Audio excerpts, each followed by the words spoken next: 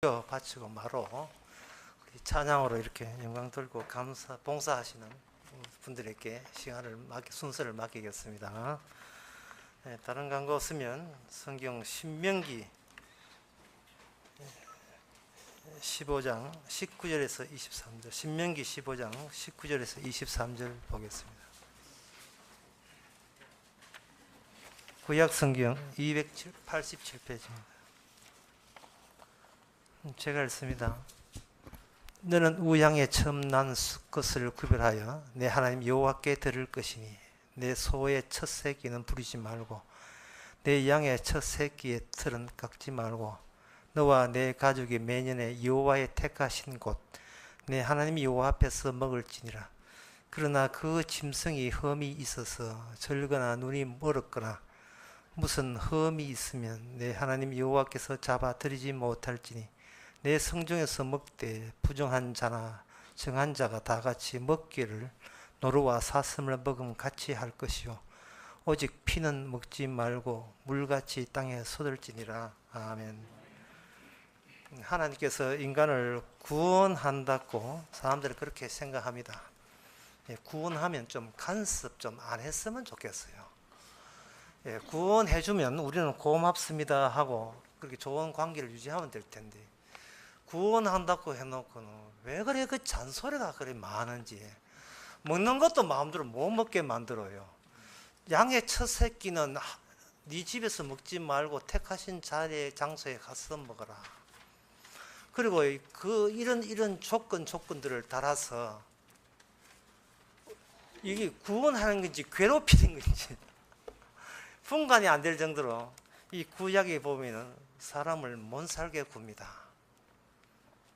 아내 잔소리도 심하면 갈라서기 마련인데 하나님의 잔소리가 이렇게 심한데 참 여러분들이 버티는 거 보니까 정말 주님을 사랑하는 것인지 아니면 믿지도 않으면서 믿는 척을 하는 둘 중에 하나일 게 분명합니다. 하나님께서 이렇게 그 말씀을 통해서 우리에게 잔소리를 늘어놓는 것은 우리 자신의 구원을 스스로 포기할 때까지입니다. 나의 구원을 내가 미리 예상하고 그렇게 되기를 소망하는 것을 그만두라는 이야기예요. 하나님 우리를 구원하지를 않습니다. 그거는 기독교나 종교에서 그렇게 지낸 거예요. 2000년 동안. 하나님이 구원하시는 것은 우리를 구원하는 것이 아니고 예수 그리스도를 구원해요. 그리고 그 구원받는 지금 천국가에 있는 엘리야나 모세나 이렇게 아브라함이나 그리고 12사도는 자기 몸으로 간 게 아니고 그리스도의 몸의 일부인 지체로서 거기에 합류해서 가게 된 거예요. 이 마징가 제트 옆에 있는 부속품이라고 보면 되는 겁니다. 몸은 두 개를 용납하지 않습니다. 천국에서 영지하는 몸은 오직 하나의 몸밖에 없고 거기에 있는 그 몸을 구성하는 지체로서 합류된 자만 그 그리스도에 갈 수가 있는 겁니다. 따라서 이 성경 구약의 율법은 떨어낼 자를 툭툭 틀어서 떨어내기 한 하나님의 작업이에요. 이래도 네가 율법 지켰다고 우길 수 있느냐를 다 떨어냅니다. 말짱 다 떨어내요. 그 떨어지면서 그때그때 남아있는 사람을 뭐라고 하냐면 레멘트 남은 자라고 이야기해요. 근데 그 남은 자마저 떨어집니다. 마지막 남은 자는 누구밖에 없느냐? 예수님밖에 없어요. 다수가 일로 모이고 일이 다시 확산돼서 교회라는 다수가 되는 겁니다. 그 노선, 그 과정을 놓쳐버리면 이거는 종교가 돼요.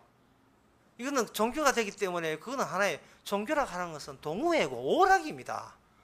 자기들끼리 구원받는다가 일단 치고 인간들 육적인 요소 끄집어내서 재미나게 놀다가 그냥 지옥 가는 거죠.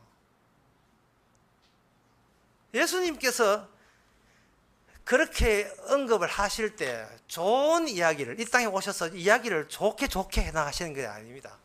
예수님부터 앞장서 오신 분이 있어요. 세례요한은 말부터가 그치기 짝이 없습니다. 도끼를 언급해요. 내가 온 것은 도끼 들고 왔다. 조폭도 아니고 이 도끼 들고 와서 찍어버리겠다. 유대인들은 하나님의 나라가 곧 구원의 나라인 줄 알았습니다. 세례요한은 반대로 이야기합니다. 하나님 나라가 가까이 왔다. 다시 와서 너는 죽었어. 너는 죽었다. 그래서 내 따라서 물에 다 빠지자. 물세례입니다.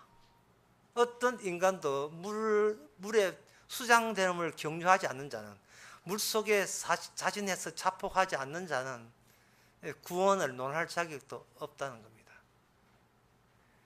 그것은 왜냐하면 노선이 잘못됐다는 거예요. 어떤 노선과 두 개의 노선이 있어야 되는데 하나의 노선만 고집한 겁니다. 유대인들이. 뭐냐 하면 우리가 하나님의 포로 받아 돌아온 남은 자니까 우리의 역사, 히스토리, 우리의 역사를 가지고 대기하고 있으면 약속대로 메시아가 구름 타고 오실 것이다. 왜? 우리는 성경을 믿으니까. 그렇게 뭉쳐진 집단이 바로 유대인 나라입니다. 그들은 그 하나의 노선을 고집했고 그 노선 사이에 계급을 형성했습니다. 제일 우두머리가 사도개인, 그 다음에 바리새인. 바리새인과 사도개인들이 주장하는 것은 딱 하나입니다. 말씀을 실천하자. 실천 못하는 사람은 내 밑에서, 내 뒤에서, 실천하는 사람은 우리를 존중해. 하나의 7단계의 계급을 형성했습니다. 그리고 이제는 메시아가 오든 누가 오든 간에 이 조직체를 절대로 부정하지 못할 것이다. 아이고 기특하구나, 대견하구나, 착하구나, 나를 기다리려고 이렇게 철저하게 말씀으로 준비했으니 내가 어찌 너희를 구원하지 않으리요 라고 하실 줄 알았어요. 그들은 라고 하실 줄 알았습니다. 인간이 동원할 수 있는 모든 경건한 것은 다 동원했으니까 율법들은 다 지켰어요. 이사야대로 그들은 금식했습니다. 이사야 예언대로. 하여튼 예언대로 하는 것은 무조건 다 실천해 옮겼습니다. 완벽한 체제를 이루었습니다. 예수님도 말씀하셨습니다. 바리새인보다 더 의가 낫지 않으면 천국에 못 가다. 바리새인은 인간이 할 수 있는 모든 것을 다 진용을 갖추었어요.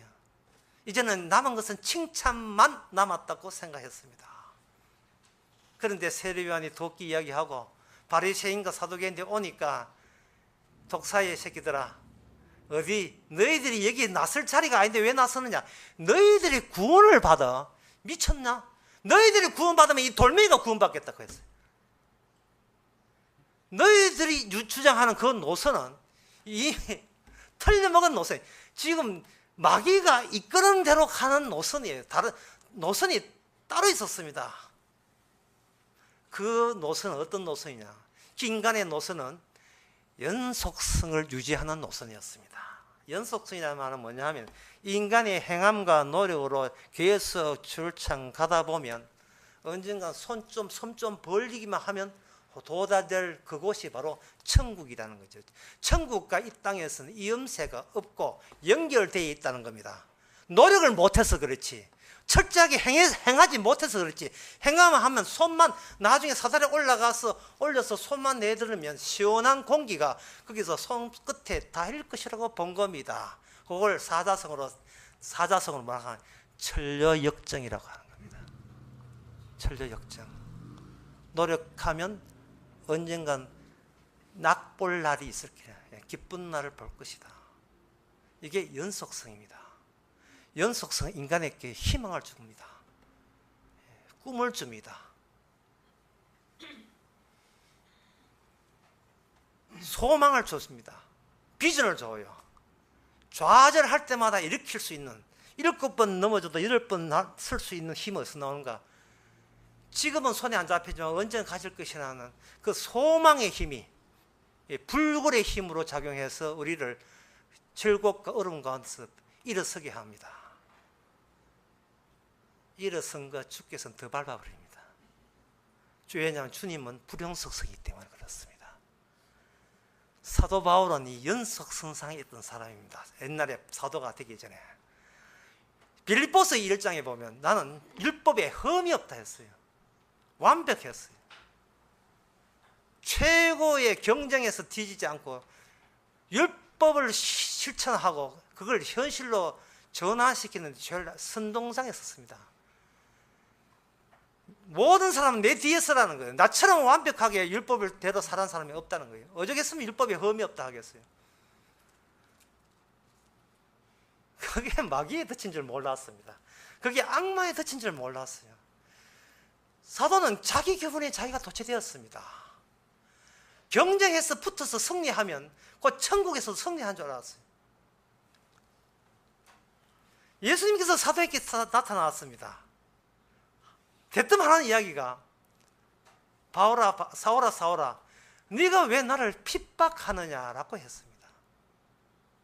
여기서 우리가 주의할 것은 사도 바울 말고 다른 노선으로 천국 가자라는 논리를 끄집어내면 이 큰일 나는 겁니다. 사도 바울은 사실은 우리하고 딴 동네가 아니고 우리하고 같은 성품을 가진 사람이에요. 사도 바울이 자기가 율법으로 완벽하겠다는 그러한 속셈을 드러내고 그런 식으로 노력했다면 그것은 우리의 선구자입니다. 우리도 지금 우리와 똑같은 심정으로 그 사람 뒤를 돌돌 좀 따라가고 있는 중입니다. 어느 누구도 사도 바울이 갔던 그 길이 없어요. 사도 바울이 우리에게 전해주는 것은 딱 하나입니다. 끊어졌다는 사실입니다. 어떤 의미에서 어떤 개념을 동원해서 핍박이라는 개념이에요. 우리는 하나님 앞에 협조하는 존재가 아니고 도리어 협조한다고 생각하는 그 자체가 계속해서 핍박의 강도를 더하고 있다는 사실을 우리는 자각해야 될 입장에 있는 거예요. 핍박이라는 말은 원수라는 말이고 우리는 태어나면서 이미 하나님의 원수된 자가 되는 겁니다. 이단 하지만 태어날 때부터 인간은 이단이에요. 자기가 이단인 것을 아는 자가 구원받는 사람이에요. 이단 안 되려고 하지 마세요. 이단 되려고 해야 돼요. 왜 저는 십자가 앞에서 이단인가를 고백하는 자가 이미 성령 안에 있는 사람이에요. 아, 이래서 이단이구나. 저래서 이단이구나. 이단이야 뭡니까? 3단, 4단, 5단 막 나가죠. 하나님께 원수된 자에라는 보편적인 개념으로 전부 다 하나를 묶어놓고 거기에다가 1:1 대응을 나갑니다. 화목제물로 율법 외에 한 의, 하나님의 예수님의 피로 말미암아 하나님도 의되고 너도 의인되게 해주시는 거예요. 그 지점이 무슨 지점이냐면 바로 끊어진 지점입니다. 건너갈 수 없는 지점이에요. 이것을 저는 설교사로 이야기했어요. 그걸 가지고 구멍이라고 했습니다. 그 구멍을 오늘 본문에서는 맏아들이라고 이야기하는 겁니다. 맏아들 앞에서 둘째, 셋째 의미 없습니다. 셋째, 둘째, 셋째, 넷째, 다섯 전부 다를 합쳐서 맏아들과 1:1 대치 관계에 놓여 있습니다. 맏아들 아니건 마찬가지잖아. 둘째든 셋째든 의미 없습니다. 여기에 동원되는 율법이 시형제 결혼법이라는 게 동원됩니다. 마지가 결혼해서 A를 못 냈을 때는 둘째 아들, 셋째 아들, 넷째 아들 단서가 있어요. 총각이어야 하는 겁니다. 총각인데 결혼하지 않는 둘째, 셋째, 넷째 아들은 반드시 다른 여자 눈들지 말고 반드시 형수하고 결혼하라는 뜻이에요. 중고지요, 중고. 형수하고 결혼해서 애를 놓되 그 애는요 아버지라 부르지 못하고 형을 형이라 부르지 못하고 그냥 삼촌이어야 하는 겁니다. 그 자식은 맏이 아들로 양자로 입양됩니다. 왜 그래야 됩니까? 이스라엘은 육을 초월해야 될 특수 나라이기 때문에, 특수 국가이기 때문에 그렇습니다. 육이라는 것을 통해서 영을 끄집어내기 위해서 주께서 없는 데서 만드는 나라가 이스라엘이에요. 이스라엘의 모든 좌우로 수직적으로 또는 수평적으로 교체하는 모든 교체의 그물망은 율법이라는 그물망이에요. 그 교차 지점에 유대인이 하나씩 크게 다 전부 다 놓여 있습니다. 이스라엘은 장기가 아니고 바둑이에요. 장기는 고유의 상, 초월, 차 정해진 코드가 있어서 가는 길로 가지만 바둑은 한 수 뚫을 때마다 전체의 판도가 달라져요. 바둑을 뚫을 줄 알아야지 뭐 이야기해야 되지. 한 수 뚫을 때마다 전에 했던 것이 새로운 의미가 계속 부과되는 거예요. 그래서 제가 아침에 이야기했잖아요. 지나간 것은 지나간 대로 그런 의미가 있죠. 예. 다 같이 노래 부릅시다. 한 발자국 한 발자국마다 내 노선은 날아지고 전체 보기에 나는 어떤 위치에 있으면 어떤 역할을 하면 어떤 기능을 발휘하느냐, 이게 이스라엘과 다른 나라의 차이점이에요. 그 이스라엘 내부에서 내 자식인데 왜 내가 낳은 자식인데 왜 삼촌이라고 할 수, 아버지는 말 못하고 삼촌 해야 되느냐. 만약에 그렇게 이야기하게 되면 너를 위한 하나님은 없다는 쪽으로 답변할 수밖에 없습니다. 하나님은 너를 구원하는 하나님이 아니고 구원을 말하기 위해서 너를 이 땅 이스라엘 사람으로 새롭게 만들어낸 거거든요. 하나님 바둑 알로스. 죽이기 전도하면 안 돼요. 나를 구원하기 위해서 주님 계시면 안 됩니다. 주님이 어떤 분을 노출시키고 그분을 증거하기 위해서 이 땅에 창세에서부터 예정돼서 태어난 거예요. 태어났기 때문에 항상 충돌되는 겁니다.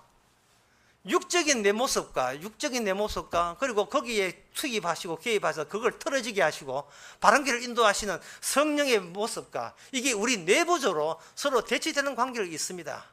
내 쪽에서 행함으로 말씀을 지킴으로써 구원되는 게 아니고, 이거는 내 안에 구멍이 있고 그 구멍 속에서 솟아나온 하나님의 의, 예수님의 화목됨을 십자가의 그 공로로 말미암아 이게 천국이 이루어진다는 것을, 나의 육적인 요소를 앞장세워서 정극해 하는 거예요. 그걸 다른 말로 하면 나는 아닙니다는 말. 나는 아닙니다. 이것을 마태복음 16장에서는 자기를 부인한다 이렇게 하는 거예요. 나는 아닙니다. 내가 어떤 걸 해도 그 끊어진 다리를 뛰어넘을 수 없습니다. 나의 찬양, 나의 헌금, 나의 전도, 나의 기도, 예배 참석, 어떤 교회 봉사, 목사 섬기기, 어떤 직거를 해도 이것이 바로 죄가 됩니다 라는 고백을 해야 돼요. 그거 하라고 성령 주셨고 그거 하라고 이미 구원되게 하신 거예요. 어떤 것도. 따라서 아들의 위치는 뭐냐 하면은 음식을 가지고, 오늘 본문 같은 음식을 가지고 이야기하는데 다른 데는 음식 가지고 아니고 이게 성경 가지고도 이야기하는 거예요. 음식 가지고 이야기한다는 말은 처음 태어난 양새끼는 그냥 집에 가서 맛있다고 먹지 말고 오직 택한 자리에서만 먹을 수 있다 이래 돼요. 그러면 여기서 양의 첫 새끼와 그 다음에 두 번째 요건이 결합이 됩니다. 택한 장소. 그 다음에 또 결합이 된 게 세 번째 뭐냐 하면은 23절에 나옵니다. 오직 피는 먹지 말고. 요 세 가지 요건을 하나 연결시켜 봅시다.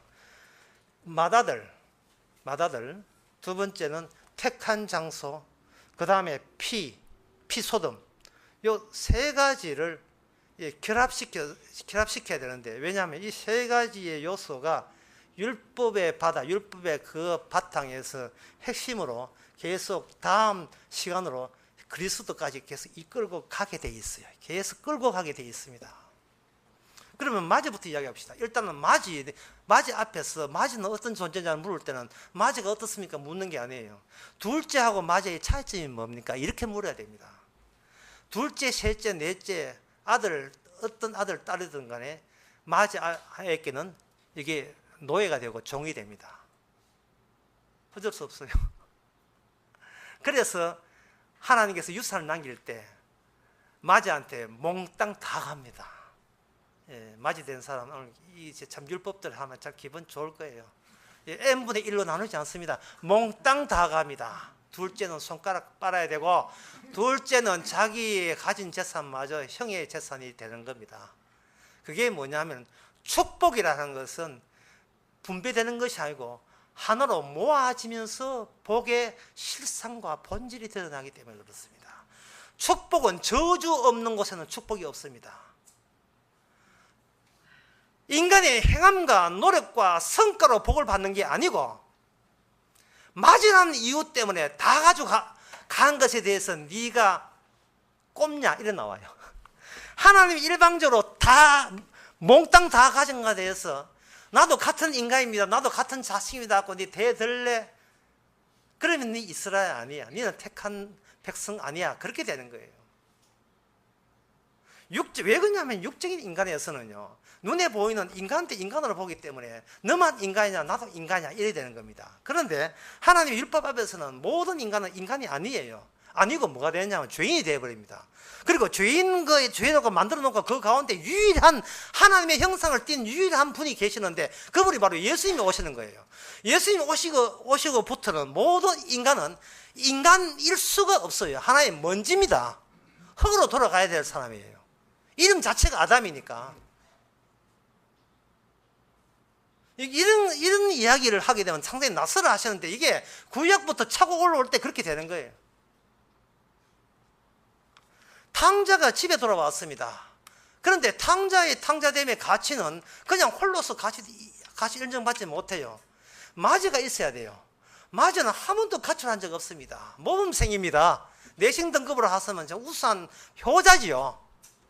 근데 효자한테는 금가락지가 없어요. 효자인데 본인만 효자지 아버지는 그걸 아들로 취급을 안 합니다. 왜? 아들은 잃어버렸다가 찾는 그러한 과정이 꼭 필요해요. 잃어버렸다가 찾아줘야 자기 행함으로 구원받는 게 천국은 행함으로 구원받지 못한다는 것이 거기에 노출되기 때문에 그 사실이 나타나기 때문에 그렇습니다. 제발 막 사시기 바랍니다. 여러분들이 자꾸 착해지려고 하지 마세요. 그거는 되지도 않는 효자 노릇하고 있는 겁니다. 그거는 개별 구원이에요. 개별 구원은 천국 가서 지 의를 자랑할 거예요. 그 용남이 그런 사람은 그거는 천국에 들어가지도 못하고 지옥에 처박힙니다. 마귀의 특성을 본질을 보여주는 것은 요한복음 10장 15절에 나옵니다. 10장 15절을 제가 읽어보겠습니다. 아버지께서 나를 아시고 내가 아버지를 아는 것 같으니 나는 양을 위해서 목숨을 버리노라. 쉽게 말해서 니들이 아버지를 알아. 니들이 개맛을 알아. 네가 아버지를 알아. 네가 아버지 아들들이야. 너희들이. 뒤에 말씀에 보면 나는 누가 나의 목숨을 빼앗는 게 아니고 나는 스스로 죽노라. 네가 스스로 자폭할 용기 좀 있나? 그런 용기 있어. 나는 스스로 죽노라. 내가 아버지를 아는 게 그치는 게 아니에요. 아버지를 아는 것은 멈추는 것이 아니고 아버지를 아버지로 제대로 알기에 내가 이 예수님이 하는 모든 일이 그 아버지와 아들만 아는 가장 아들다운 모든 모습을 예수님의 공생을 통해서 다 보여주는 겁니다. 예수님의 공생에 하는 전체가 12제자도 납득이 안 돼요. 납득이. 왜 사람이 태어났으면 살아야지. 악착해서 살아야지. 못 죽어서 환장하셨습니까? 못 죽어서. 베드로가 와서 지켜주겠다고 했는데 나는 죽어야 된다 하니까 베드로가 제가 있잖아요. 제가 보디가드 하겠습니다. 제가 지켜드리겠습니다 하니까 예수님 대판하면 마귀야 물러가라. 너는 나를 넘어지게 한 줄다. 네가 사람이 아이디어 안에 범초가 있구나. 그게 마귀의 일이 되는 거예요. 주님께서는 제가 아까 처음에 이야기했듯이 인간은 주님을 핍박을 해줘야 돼요. 그게 인간이 할 수 있는 전부입니다. 주님은 그 핍박을 받아서 죽으면서 사람에게 죽는다는 것이 이것은 너희들은 아버지와 나만이 아는 약속입니다. 창세 전에부터 아버지와 아들 사이에 아는 은밀하고 내밀한 약속을 아들이 아니기에 모르는 것은 당연한 거예요. 문제는 의외로 간단합니다. 이스라엘 내부에 있어서의 마귀에 관한 조항이 떴다 하면 우리는 마귀 아니구나. 우리는 마귀가 될 수 없구나. 다시 한번 우리는 아버지에 대해서 아는 바가 없구나. 그렇게 인정하면 돼요. 그 예수님께서 이 땅에 나는 죽노라고 이야기함으로써 아버지 하나님 어디 있느냐 하면은 바로 하늘에 계신 게 아니고 예수님의 죽음 사건 속에만 아버지가 담겨 있어요. 그래서 예수님이 이렇게 합니다. 아버지 있고 내가 있다는 것이 아니고 바로 내 안에 아버지가 있다 이 얘기했어요. 내 안에 아버지. 이 말은 뭐냐? 너희들은 아무리 훑어봐도 아버지를 모르는 자리에 영역이 있다는 겁니다. 베드로가 예수님이 아버지께 간다 하니까 자기도 끼어들 수 있는 것처럼 생각해서 예수님 저도 따라가겠습니다. 제가 영첩이 따라가는 건 아니고 제 목숨을 내놓고 가겠습니다. 이렇게 얘기했어요. 주님의 말씀을 참 섭섭합니다. 네 목숨 내놔도 갈 수 없는 곳이다. 뭐 네 목숨이 네한테 뭐 대단해 보이냐? 네 목숨 원래부터 쓰레기였어. 주님은 쓰레기장 아니야. 네 같은 거 안 받아. 목숨 안 받으면 헌금 안 받습니다. 11조 안 받습니다. 주님은 받으시는 분이 아니에요. 주시는 분이에요. 사람은 죽게 되게 되면 꼭 행세하게 되어 있습니다. 튀내게 되어 있어요. 성질 더러워져, 인간은. 인간의 기억은 자기가 착한 것을 못 잊게 마련이에요. 그걸 나중에 행세 깨나 하려고 났습니다. 이 교회 지분도 뭐, 네 지분 어디고 일 나와요. 천국 가서 그런 짓을 하렵니까? 멸류관도 반납할 판인데 어디 자기 걸 합니까? 그런데 인간은 연속성이 있기 때문에 아무리 오른손에 하는 것을 왼손에 모르게 한다고 아무리 해도 이 끊을 수가 없어요. 오늘 찬양대 여기 봉사하잖아요. 가시고 난 뒤에 한 6개월 동안 계속 기억 남습니다. 착한 일 했다고. 한 3년 가도 남을 뿐 몇 문 떨어지고 남을 거예요. 그런데 여러분 죽고 난 뒤에는 아무도 알아주지 않습니다. 아무도 알아주지 않습니다. 오신 게 아니고 주께서 보내신 거예요. 예, 주께서 보내신 거예요. 항상 수동제, 피동제에 보내신 겁니다. 찬양하는 죄지라고. 그게 연속성을 뛰어넘을 수 없는 요소라고. 십자가 피를 대신할 수, 예수님의 죽음을 대신할 어떤 찬양도 없는 거라고. 구원받았으니까 보답하라고 그런 법은 없어요. 구원받았으면 보답하는 게 아니고, 구원받았으면 왜 내가 착하다고 여겼던 그 모든 것이 십자가 앞에서 더러운 배설물이냐를 새삼스럽게 확인하기 위해서 이 땅에서 헌금도 하고 전도하고 선교하고 하는 거예요. 항상 해놓고 난 뒤에 실적과 이게 했으니까 괜찮은 행운으로 보답해달라는 인간의 요구가 있어요. 욕망이 있단 말이죠. 이게 바로 주님을 핍박해 하는 거고요. 그래서 우리는 맞이가 될 수가 없는 겁니다. 우리는 맞이가 될 수 없고 천국 가도 뭐 되느냐? 양녀로 갈 수밖에 없어요. 예수님은 맞이시기 때문에 건너갈 수 없는 것을 혼자서 건너갑니다. 그게 뭐냐면 건너갈 때 따라오지만 아무도 갈 수 없어요. 어디를 속을 집어들었냐? 저주 속으로 뛰어듭니다. 아버지 어찌하여 나를 버리시나이까. 사도 바울은 이것을 가지고 이 십자가만을 복음이라고 했어요.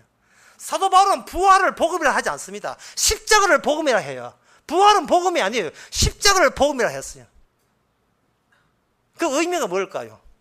인간의 연속성으로 십자가 건너뛰어서 부활까지 내다보지 말란 말이에요. 십자가로 모든 것은 종결된 거예요. 십자가는 갈 수 있는 곳이 아닙니다.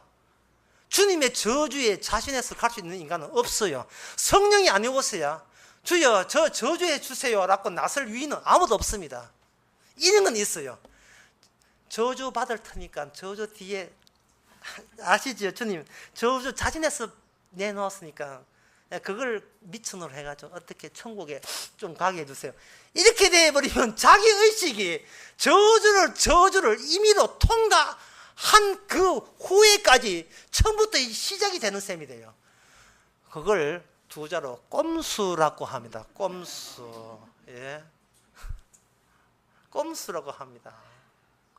인간이 아무리 수작을 부려도 내 쪽에서 시작한 것은 그 갭을 건너갈 수가 없습니다. 그래서 에베소서 2장 8절에 믿음은 하나님의 선물이라고 이야기합니다. 선물로 받게 되게 되면 내가 내부터 시작하는 그 믿음과 주신 선물과 얼마나 질적으로 차이 나는지를 나타내 주실 겁니다.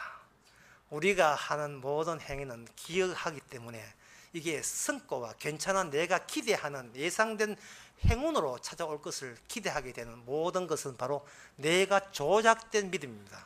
그러나 주님이 주신 선물의 믿음은 어느 정도로 대단하냐 하면은 참 이런 말 하기 힘들지만 해야 되겠어요. 어느 정도 대단하냐 하면 환난과 핍박과 공고와 적시나 위험이나 칼을 들이댑니다. 대충 떨어져 나가지 고마.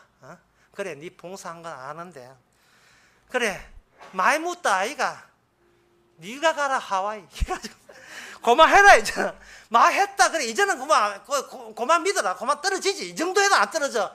계속해서 제발 좀 네가 가짜인 걸 떨어내라고 하시는 거예요. 그런데 무슨 고백이 나오냐? 이런 가운데 떨어지지 않는 것은 바로 그리스도 안에 사랑으로 말미암아 끊어지지 않는다는 고백이 나오죠. 이것은 선물입니다. 이거는 특채입니다. 요거 땡 잡은 거예요. 그 하나님이 숨어 있는 그 주님 주신 선물을 위해서 우리는 이상스럽게 교회 봉사하면 봉사할수록 집안일은 더 안 되고, 헌금은 목돈 넣으면 목돈 낼수록 11주에 30배 더, 30배 마이너스 30배 되고, 모든 것이 꼬이게 만들어가는 이유는 내가 행함에 수상한 결과물을 노리는 악마적 본성이 죽을 때까지 사라지지 않기 때문에 그렇습니다. 그래서 로마서 8장에 보면 이런 말이 있습니다. 하나님이 미리 아신 자들로 또한 그 아들의 형상을 본받게 하기 위해서 미리 정하셨으니, 이렇게 되어 있어요. 하나님의 아들을 본받기 위해서 말은 무슨 뜻이냐 하면 네가 할 수 있는 건 모든 것으로 손 떼라는 거예요. 그 이야기를 하기 위해서 로마서 8장에 보면 로마서 8장 27절에 보면 성령의 생각을 아시나니 하나님의 뜻대로 성도를 강구하십니다. 그 앞에 보게 되면 우리가 마땅한 28절 26절 우리가 마땅히 빌 바를 알지 못하나, 우리는 기도를 해도 마땅히 빌 바를 몰라요. 기도를 백나 해도 그게 엉터리 기도가 될 수밖에 없어요. 못하나 성령께서는 우리를 하여금 미리 아신 자를 부르시고 부르신 자를 어렵다 하시고 어렵지 않은 것을 영화롭게 하시는데, 그 목적이 우리의 구원이 아니고 예수님의 맏아들로 인하여 이미 구원되었음을 확인한 차원에서 우리를 끌고 가시는 겁니다. 왜냐하면 미리 아신 자를 그들을 부르시고 부르신 그들을 어렵다 하시고 어렵다 하신 그들을 영화롭게, 과거형입니다. 하셨느니라. 예. 이게 맏아들이 소나기처럼 쏟아지게 되면 우리는 내가 기도하는 것이 알 바를 알지 못하고 기도했다는 것, 그리고 그것이 십자가 죽을 수밖에 없는 죄의 이유가 된다는 것을 육신 때문에 계속 나온다는 사실을 깨닫게 되는 겁니다.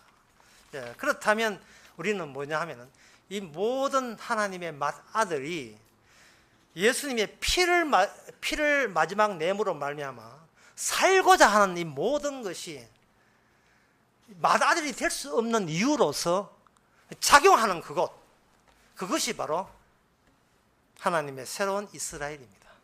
맏아들만 쳐다보면서 둘째, 셋째, 넷째, 양자라 할지라도 맏아들이 우리가 하지 못한 걸 대신 다 하셨음에 저는 맏아들만 쳐다봅니다는 거. 그리고 맏아들이 이 땅에서 남기는 그것은 바로 십자가만 남겼어요. 피 흘림이 없으면 사함이 없느니라. 예수님의 어린 양의 피로서 나도 드셨기 때문에 이제는 우리는 느긋한 마음으로 뭘 해도 어차피 죄가 되니까, 어차피 죄가 될 수밖에 없는 입장이니까 마음대로 뭐든지 할 수가 있는 거예요. 이런 문장이 앞뒤가 잘 연결이 안 되십니까? 뭐든지 죄가 되기 때문에 마음대로 할 수 있다는 거. 이거는 성령이 주는 자유 아니면 어느 누구도 이 자유를 만끽할 수가 없습니다. 이해가 안 되는 것 같은데 제가 예를 들게요. 그냥 헌금을 했다. 이 헌금도 죄거든요. 헌금하고는 죄를 지었으면 이번 주 내에 한 200만 원 이게 사기당해야 되는데 아무렇지도 않거든요. 이건 이거 왜냐 이 말이죠. 주님의 맏아들의 은사고 복노고 혜택입니다.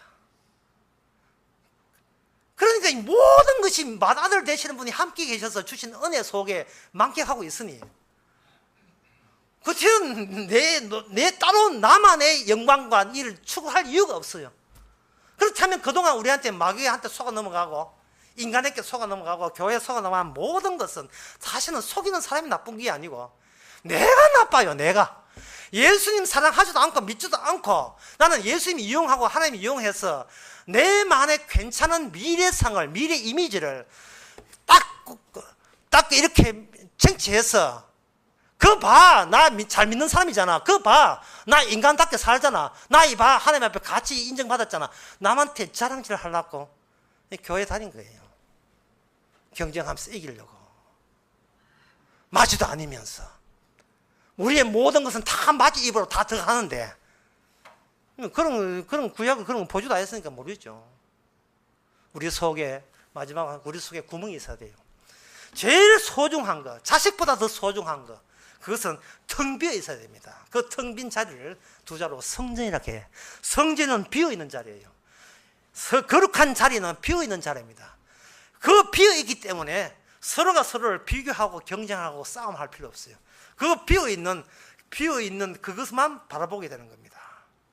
저는 이걸 일단 모닥불이라고 하는데, 모닥불 옛날에 그런 노력에서 모닥불 가사를 보면서 제가 기억 남는 겁니다. 인생은 모닥불 같은 거, 타다가 꺼지는 그 순간까지 박인이가 불렀던 거예요. 그 순간까지. 그 다음 이야기가 중요한데, 우리의 이야기는 끝이 없어라. 사실은 우리 이야기 아닙니다. 우리의 모닥불을 꺼지기까지 우리 속에서 주님의 이야기는 끝이 없으다. 아들만 인정하시는, 이게 원래 하나님의 계획이었습니다. 기도하겠습니다. 하나님 아버지, 우리 속에 구멍이 뚫려서 바람이 휙 불게 하옵소서. 성령이 바람이 불게 하옵소서. 지금 내가 존재하는 것이 노력해서 그런 게 아니라 주님이 함께 있는 하나의 선물이고 은혜인 것을 우리는 자꾸 잊어버립니다. 내가 나 된 것은 하나님의 은혜라는 말 너무 쉽게 잊지 않게 하옵소서. 예수님의 이름으로 기도합니다. 아멘. 이제